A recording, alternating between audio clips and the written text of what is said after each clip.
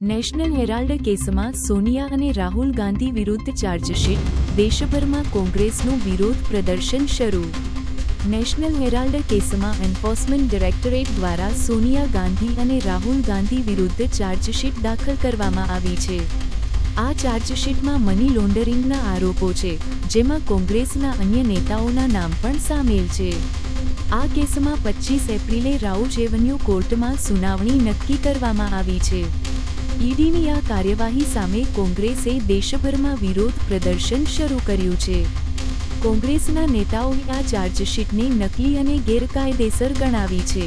કોંગ્રેસના પ્રવક્તાઓએ આ કેસને રાજકીય બદલાની ભાવનાથી પ્રેરિત ગણાવ્યું છે અને તંત્ર પર વિપક્ષને ડરાવવા માટે ઈડી સીબીઆઈનો ઉપયોગ કરવાનો આક્ષેપ કર્યો છે. કોંગ્રેસે 16 એપ્રિલે રાજ્ય અને જિલ્લા કક્ષાએ વિરોધ પ્રદર્શન યોજવાની જાહેરાત કરી છે. પાર્ટીના નેતાઓએ તમામ કાર્યકરોને આ વિરોધમાં જોડાવા માટે અપીલ કરી છે.